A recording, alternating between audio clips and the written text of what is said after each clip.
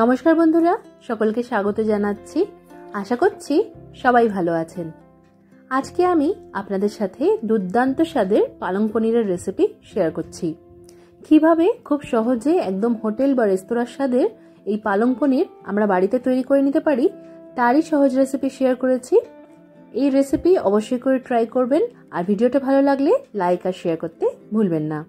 রান্নাটা করার জন্য আমি এখানে 1 কেজি পালং শাক ভালো করে ধুয়ে পরিষ্কার করে রেখেছি আর একটু ছোট করে কেটে নিয়েছি। এতে করে এই পালং শাকের পাতা আর ডাঁটি ভাপিয়ে নিতে সুবিধে হবে। একটা জায়গায় আমাদের জলটা গরম করতে দিতে হবে। জলটা যখন গরম হয়ে যাবে তখন পালং শাকের পাতা ডাঁটি সমেত দিয়ে দিতে হবে। তারপর ভালো করে এই গরম জলের মধ্যে ডিপ করে নিয়ে আর 2 থেকে 3 মিনিটের মতো মাঝারি আঁচে এটাকে ঢাকা দিয়ে ভাপিয়ে নিতে হবে। খুব বেশি সেদ্ধ করার দরকার নেই, তাহলে কিন্তু পালং শাকের কালারটা চেঞ্জ হয়ে যেতে পারে। 3 মিনিট পর আমি ঢাকাটা সরিয়ে নিলাম। এবার এই গরম জলের থেকে আমরা পালং শাকটা তুলে নেব আর সঙ্গে সঙ্গে ঠান্ডা জলে এই শাকটা আমরা ধুয়ে নেব। এতে করে পালং শাকের যে সবজি ভাবটা আছে সেটা বজায় থাকবে। তো এখানে আমি ঠান্ডা জল রেখেছি। এখন যেহেতু শীতকাল, কলের জলই ঠান্ডা থাকে, তো আমি সেই জলেই ধুয়ে নিচ্ছি। তবে আপনারা একটু কম ঠান্ডা থাকলে বা জল যদি খুব বেশি ঠান্ডা না হয় তাহলে কয়েক টুকরো বরফের দিয়ে দেবেন জলের মধ্যে, তাহলে ঠান্ডা জলে পালং শাকগুলো খুব ভালো করে ধোয়া হয়ে যাবে। তারপর এগুলো জলের থেকে তুলে নিয়ে আমাদের ব্লেন্ড করে নিতে হবে। তো আমি মাঝারি যে মিক্সারের জারটা হয় তার মধ্যে এই পালং শাকগুলো জলের থেকে তুলে নিয়ে দিয়ে দিলাম, আর তার সাথে 200 গ্রামের মতো ধনেপাতা আমি ধুয়ে পরিষ্কার করে রেখেছিলাম সেটাও দিয়ে দিলাম। দুটোকেই একসাথে ব্লেন্ড করে নিতে হবে।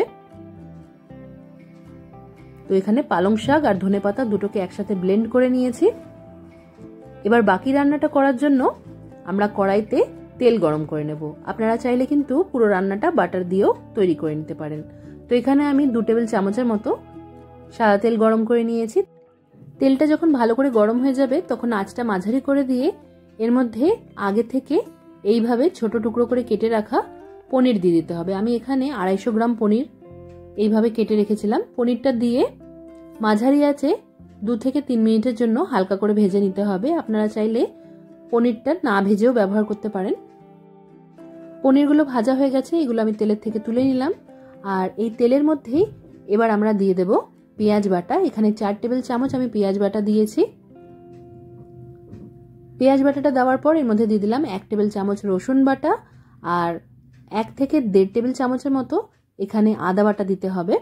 এখানে আদা বাটা যখন আমি করছিলাম তখন 3টের মতো কাঁচা লঙ্কা দিয়েছিলাম। তো আদা কাঁচা লঙ্কা বাটা দিয়েছি বলে এর মধ্যে আমি লঙ্কা গুঁড়ো ব্যবহার করছি না। তো এই সব কিছুকে ভালো করে মিশিয়ে নিয়ে 2 মিনিটের মতো আমাদের কড়াইতে নাড়াচাড়া করে নিতে হবে। 2 মিনিট পর এবার এর মধ্যে একে একে গুঁড়ো মশলাগুলো দিয়ে দিতে হবে। তো প্রথমেই দিয়ে দিলাম এর মধ্যে 1/2 চা চামচ হলুদ গুঁড়ো, 1/2 চা চামচ দিয়ে দিলাম এখানে জিরে গুঁড়ো, আর 1 চা চামচ দিয়ে দিলাম আমি গরম মশলা গুঁড়ো। এবার এই মশলাগুলোর সাথে সবকিছুকে খুব ভালো করে কষিয়ে নিতে হবে। মশলাটা একটু কষানো হয়ে গেলে এর মধ্যে আমরা দিয়ে দেবো টমেটো বাটা। এখানে 2টো মাঝারি সাইজের টমেটোকে আমি ছোট ঘষুনিতে ঘষে রেখেছিলাম, সেটাই দিয়ে দিলাম। টমেটোটা দিয়েও আরো 1 থেকে 2 মিনিটের মতো আমাদের কষিয়ে নিতে হবে। দেখতেই পাচ্ছেন মশলাটা ড্রাই হয়ে এসছে। এবার এর মধ্যে আমরা যে ধনেপাতা আর পালং শাকটা বেটে রেখেছিলাম সেটা দিয়ে দিলাম। এবার এই পেস্টটা দিয়ে সব মশলার সাথে ভালো করে মিশিয়ে নিতে হবে। এই সময় আঁচটা একটু কমিয়ে রাখতে হবে, না হলে তলায় মশলাটা ধরে যেতে পারে। তো 1 মিনিটের মতো এটা রান্না করে নেওয়ার পর ওপর থেকে দিয়ে দিচ্ছি আমি প্রায় 1/2 টেবিল চামচের মতো কাসুরি মেথি। কাসুরি মেথিটা একটু এইভাবে ছড়িয়ে দিয়ে দিলাম। যেহেতু রান্নায় এখনো নুন দিইনি তাই এই সময় নুনটা দিয়ে দিলাম। এখানে আমি 1.5 চা চামচের মতো নুন দিয়েছি। নুনটা দিয়ে সবকিছুর সাথে খুব ভালো করে মিশিয়ে নিলাম।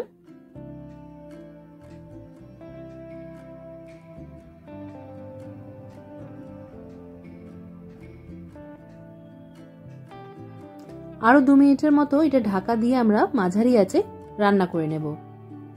2 মিনিট পর আমি ঢাকাটা সরিয়ে নিলাম। আরেকবার নাড়াচাড়া করে দিয়ে ভেজে রাখা পনিরগুলো উপর থেকে আমাদের দিয়ে দিতে হবে।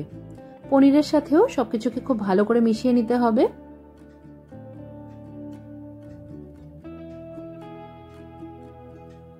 এবার এর মধ্যে দিয়ে দিলাম আমি হাফ চা চামচ চিনি, ওপর থেকে একটু ঘি দিয়ে দিতে হবে।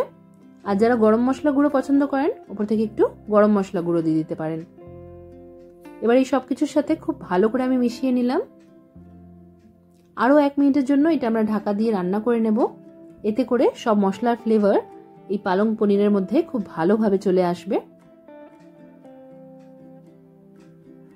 1 মিনিট রান্না করে নিয়েছি, আমাদের পালং পনির তৈরি হয়ে গেছে। এটা আপনারা রুটি, পরোটা, নান এই সব কিছুর সাথে পরিবেশন করতে পারেন। তাহলে অবশ্যই করে আজকের এই সহজ রেসিপিটা ট্রাই করবেন।